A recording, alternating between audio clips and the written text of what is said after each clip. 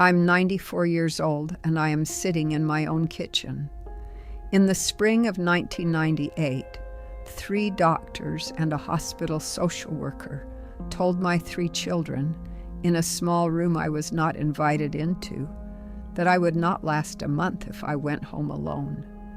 That was 27 years ago, not because I was lucky, not because my body was stronger than they thought, because in that small room, my children almost made a decision that would have ended my life within 2 years.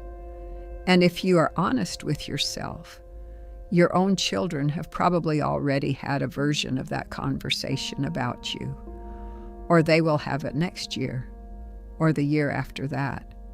You will not be in the room. You will not be asked. The decision will be made by people who love you and a doctor who saw you for 14 minutes. And the only thing standing between you and that decision is what you do right now, before the meeting in the small room ever happens. I want to tell you exactly what happened in 1998. I want to tell you the 3 things I did in the 48 hours after my children told me about that meeting. And I want to tell you what the social worker who ran the meeting wrote in my file in 2008, 10 years later, when I bumped into her at a grocery store. In February of 1998, I had a stroke. A small one, the doctors said, but a stroke. I was 67 years old. I spent 6 days in the hospital. On the 5th day, while I was sleeping in my hospital bed, my 3 children were called into a small conference room down the hall. I did not know about this meeting until 2 weeks later. In that room, 2 of my doctors, a neurologist they had brought in, and the hospital's discharged social worker explained to my children that I would not be able to live alone safely. The social worker, a woman named Patricia, had a list of 3 facilities ready. She told my children that women my age with my recent medical history had a very poor prognosis for independent living. She used the words "not likely to last more than a month at home alone" twice in the meeting. My children were in their 30s. They had 3 small children between them. They had jobs in 3 different states. They were terrified. They had just watched their mother almost die. They agreed to consider the facilities. I want to be precise about how I learned about this meeting. My oldest daughter told me 2 weeks after I came home. She told me, sitting at this kitchen table with tears in her eyes, that they had been looking into some options. I asked her what options. She told me about the facilities. She told me about Patricia. She told me she had 3 brochures in her car. I asked her to bring them in. I read all 3 brochures at this table that afternoon. Then I called my other 2 children on the telephone. I told them I wanted them at this house in person that weekend. All 3 of them came. They thought I was going to agree to the move. I did 3 things in the 48 hours before that family meeting. I want to tell you all 3, because if you have not done these 3 things yet, your meeting is coming, and you will not have time to do them when it does.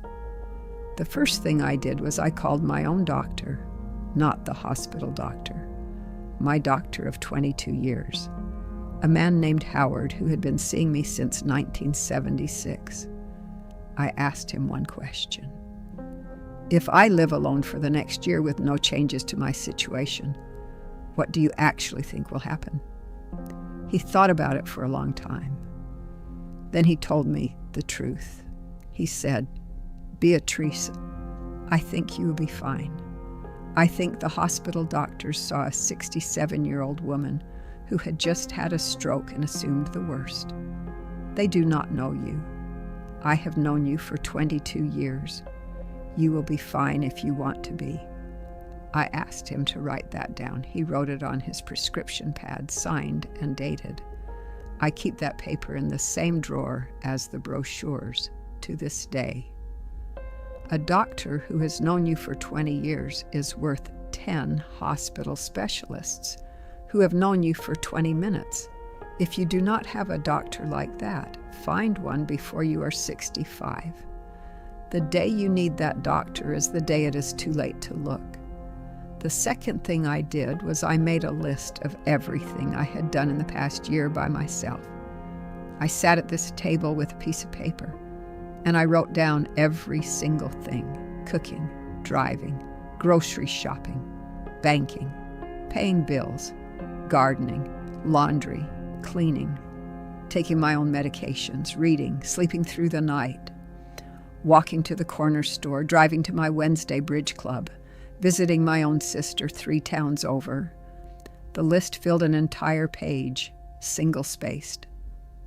I wrote it because I had begun to wonder after a week in the hospital whether the doctors were right. I had begun to doubt myself. I had begun to wonder if maybe I really was not capable anymore. The list cured me of the doubt in 20 minutes. I had not stopped being myself. The hospital had just made me feel like I had. A woman who has just been through a medical event will be told by everyone around her that she is now fragile. The only defense against this is a written list of what she was doing 2 months ago. Make the list before the medical event happens. Update it every 6 months. Keep it in a drawer where you can find it on the worst day of your life. The third thing I did was I called a lawyer. I did not know any lawyers. I had never needed one. I asked my best friend Eleanor, who had buried her husband 3 years earlier, who she had used. She gave me a name. I called him on a Friday afternoon, and I told him I needed him at my house on Saturday morning before noon. He came. I paid him $200. We sat at this table for an hour. He drafted a 1-page document.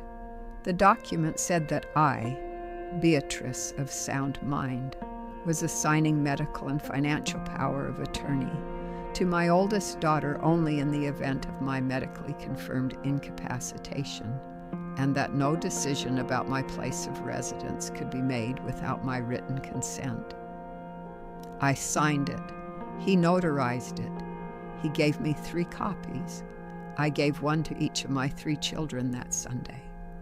That document, more than the doctor's note, more than the list, was the thing that stopped the meeting from ever happening again. My children understood the moment they read it that I had thought about this longer and more carefully than they had. The conversation was over before it began. If you have not signed a document like this, do it this month, not next year, this month. The day your children think they have to make the decision for you is the day you find out whether you signed it in time. A doctor's note, a written list, a 1-page legal document. That is what I had in my hand when my 3 children sat down at this table on Sunday, March 8th, 1998. The meeting lasted 20 minutes. My oldest cried. My middle son apologized. My youngest daughter, who had been the most insistent about the facility, told me she was relieved. I never spent a single night anywhere but this house in the 27 years since. In 2008, I ran into Patricia, the social worker, at a grocery store. She did not recognize me at first. When she did, she went pale. She told me she had assumed I had died long ago. She told me she had written in my file after our 1998 meeting, "Patient refuses recommended placement. Family unable to enforce. Expected outcome, emergency readmission within 60 days. She told me, standing in the produce aisle, that she had been wrong about hundreds of patients over her career. She told me that she had stopped writing those notes the year after she met me. I do not know if that is true. I hope it is. A nursing home does not begin with a stroke. It begins with the small meeting in the small room down the hall that you are not invited to. And the only thing that wins that meeting is the paperwork you signed before the meeting was scheduled. Sign it. This month, before the meeting is called. I'll see you in the next one.